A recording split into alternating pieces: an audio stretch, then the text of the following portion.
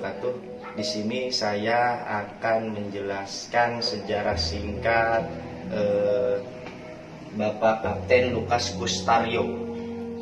Kapten Lukas Kustario adalah salah satu legenda dalam kisah pertempuran di jalur berdarah antara Karawang Bekasi tahun 1945 sampai 1947. Kapten Lukas Kustario adalah komandan kompi dari Batalion Kaji Malela Divisi Siliwangi. Kapten Lukas sangatlah berbahaya bagi lawan karena kecermatan, kecerdikan, dan keberanian yang dalam berperang gerilya. Awal mula peristiwa Rawa Gede karena pasukan Divisi 1 KNIL jengkel karena tusukan-tusukan maut dari Kapten Lukas. Maka dari itu Divisi 1 KNIL pun mengirim pasukan ke Rawa Gede, dusun yang kini masuk desa Balongsari, Kecamatan Rawamerta, Kabupaten Karawang, Jawa Barat. Pada tanggal 9 Desember tahun 1947, Rawa Gede pun dikepung oleh pasukan KNIL. Siapa yang terlihat keluar desa ditembak. Warga diminta menunjukkan Kapten Lukas dan pasukannya. Dan tak ada jawaban dari warga satupun. Disitulah kekerasan terus berlanjut. Begitulah sejarah singkat Kapten Lukas Kustario, pejuang yang dijuluki Begundal Karawang. Assalamualaikum warahmatullahi wabarakatuh.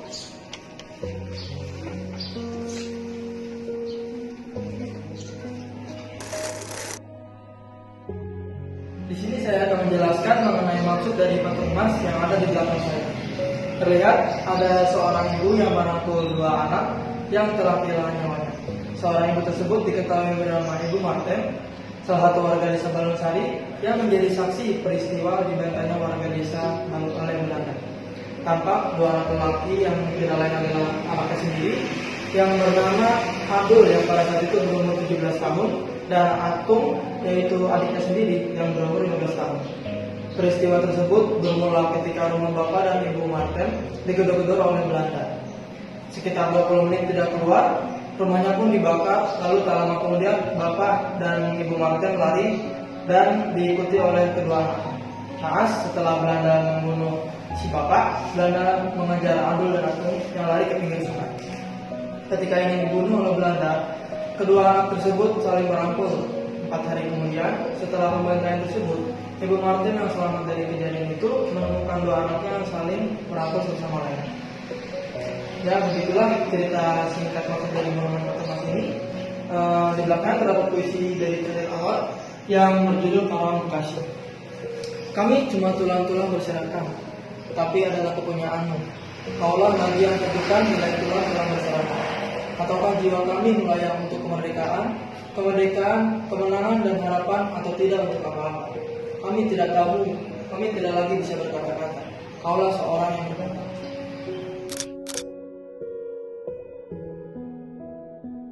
Kita lihat saat ini adalah diorama pada hari di mana peristiwa tersebut terjadi. Pada waktu itu, para laki-laki dan juga kemudian remaja belasan tahun dikumpulkan di depan rumah mereka oleh tentara Belanda untuk ditembaki dengan senapan. Pada waktu itu, para istri dan juga ibu-ibu dari anak yang ditembaki tersebut hanya bisa menangisi jasad anaknya. Nah, monumen ini diresmikan pada tanggal 12 Juli 1996 sebagai bentuk salah satu bukti patriotisme serta pengorbanan rakyat Jawa Barat, terutamanya rakyat Rawa Gede, dalam mempertahankan kemerdekaan Republik Indonesia. Baik, selanjutnya bisa kita lihat di sini ada pemakaman namanya Taman Makam Pahlawan Sampurna Raga. Di sini ada 181 korban yang dimakamkan. Data korban peristiwa tindakan militer Belanda di Rawa Gede. Pada tanggal 9 Desember 1947 ada 431 orang. Pada 1 Januari sampai Oktober ada 35 orang. Dan pada 1 Juli sampai November ada 17 orang. Jadi jumlah seluruh korbannya ada 483 orang.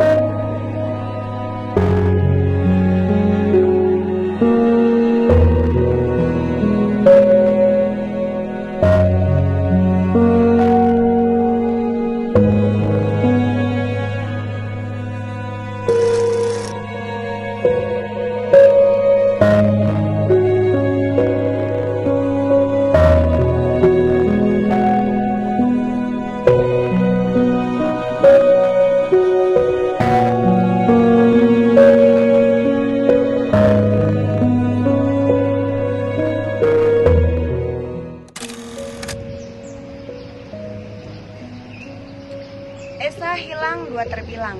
Esa yang artinya satu dan hilang yang artinya tiada. Mundur memang hal yang dominan negatif. Tetapi betapa hebatnya rasa optimis para pendahulu kita yang mengubah hal itu menjadi sesuatu yang luar biasa. Dengan menambahkan dua terbilang, dua dan terbilang yang artinya satu hilang akan tumbuh dua. Artinya keputusasaan ketika kita kalah merupakan hal yang sia-sia, karena hal yang lebih baik akan datang apabila kita terus berjuang dan bekerja sama. Hal ini telah menjadi budaya sejak lama. Akhirnya yang nasib para janda yang suaminya ditembak mati oleh Belanda saat tragedi Rawagede, Belanda dituntut oleh Indonesia. Pada tahun 2011, Belanda memberikan anggaran kepada para janda sebesar 250 juta per orang dan ucapan maaf kepada Indonesia atas tragedi pembantaian tersebut. Terima kasih.